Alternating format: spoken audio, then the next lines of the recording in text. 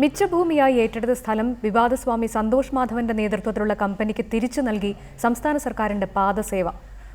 RMZ കമ്പനിയിൽ നിന്ന് ഏറ്റെടുത്ത വടക്കൻ പറവൂരിലെയും മാളയിലെയും 118 ഏക്കർ ഭൂമി വിട്ടുകൊടുത്തുകൊണ്ട് തെരഞ്ഞെടുപ്പ് വിജ്ഞാപനത്തിന് തൊട്ടുമുൻപ് റവന്യൂ വകുപ്പിന്റെ ഉത്തരവിറങ്ങി.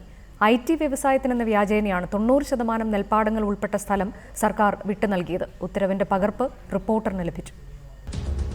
സന്തോഷ് മാധവന്റെ നേതൃത്വത്തിലുള്ള RMZ ഇക്കോവേൾഡ് ഇൻഫ്രാസ്ട്രക്ചർ ലിമിറ്റഡ് എന്ന കമ്പനിയുടെ ഉടമസ്ഥതയിൽ വടക്കൻ പറവൂർ, പുത്തൻവേലിക്കര, മാള എന്നിവിടങ്ങളിലുള്ള 118 ഏക്കർ സ്ഥലം 2009 ജനുവരിയിലാണ് മിച്ചഭൂമിയായി സർക്കാർ ഏറ്റെടുക്കുന്നത്.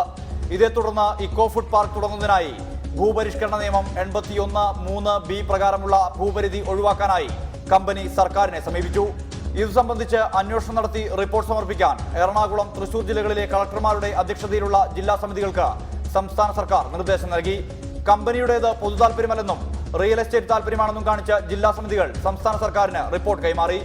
ഇതേ തുടർന്ന് കമ്പനിയുടെ അപേക്ഷ തള്ളി റവന്യൂ വകുപ്പ് സെക്രട്ടറി ഇൻചാർജായിരുന്ന TO സൂരജിന്റെ ഉത്തരവിറങ്ങി. നെൽവയൽ തണ്ണീർത്തട നിയമത്തിന്റെ പരിധിയിൽ വരുന്ന സ്ഥലമായതിനാൽ കൃഷിക്കല്ലാതെ മറ്റൊരാവശ്യത്തിനും ഭൂമി വിട്ടു നൽകാനാകില്ല. മിച്ചഭൂമിയായി ഏറ്റെടുത്ത സ്ഥലം ഏതു വിധേനയും തിരികെ കിട്ടുക എന്ന ഉദ്ദേശത്തോടെ മാത്രമാണ് കമ്പനി നിയമവിരുദ്ധവും ലക്ഷ്യബോധമില്ലാത്തതുമായ പദ്ധതി രേഖ സർക്കാരിന് സമർപ്പിച്ചിട്ടുള്ളത്. 90% നിലമായ ഭൂമി തരം മാറ്റി പാട്ടത്തിന് നൽകാനോ വിൽപ്പന നടത്തുവാനോ ആണ് കമ്പനി ഉദ്ദേശിക്കുന്നത്. അഗ്രോ ഫുഡ് പാർക്ക് എന്ന പദ്ധതി നടപ്പാക്കാൻ വൻതോതിൽ നിലനികത്തുന്നത് തണ്ണീർത്തട നിയമത്തിന്റെ ലംഘനമാകും. സ്വകാര്യ താൽപര്യം മാത്രമുള്ള കമ്പനിയുടെ അപേക്ഷ ഇതിനാൽ നിരസിക്കുകയാണെന്നറിയിച്ചാണ് ഭൂമി വിട്ടുകൊടുക്കാനുള്ള അപേക്ഷ റവന്യൂ വകുപ്പ് തള്ളിയത്.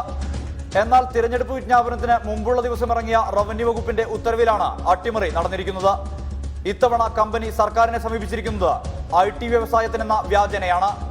1600 കോടി രൂപയുടെ വ്യവസായം ഭൂമിയിൽ വരുമെന്നും 30,000 പേർക്ക് തൊഴിൽ ലഭിക്കുമെന്നുമാണ് കമ്പനിയുടെ അവകാശവാദം. ഇത് അംഗീകരിച്ചാണ് സംസ്ഥാന സർക്കാർ മിച്ചഭൂമി വിട്ടുകൊടുക്കാനുള്ള ഉത്തരവിറക്കിയിരിക്കുന്നത്. നെൽവയൽ തണ്ണീർത്തട നിയമം, പരിസ്ഥിതി സംരക്ഷണ നിയമം എന്നിവയുടെ അടിസ്ഥാനത്തിൽ ആവശ്യമായ ക്ലിയറൻസ് അതാത് ജില്ലകളിലെ കളക്ടർമാർ ഉറപ്പുവരുത്തണമെന്ന നിബന്ധനയോടെയാണ് ഉത്തരവ്. യാതൊരു പൊതു താൽപര്യവുമില്ലാത്ത ഇത്തരം കമ്പനികൾക്ക് നൽകിയ വിട്ടുവീഴ്ച എന്തിനാണ് എന്നത് സംബന്ധിച്ച സംസ്ഥാന സർക്കാർ വരും ദിവസങ്ങളിൽ മറുപടി പറയേണ്ടി വരുമെന്ന് ഉറപ്പാണ്. തൃശൂരിൽ നിന്നും സുർജിത്ത് അയ്യപ്പത്ത്, റിപ്പോർട്ടർ.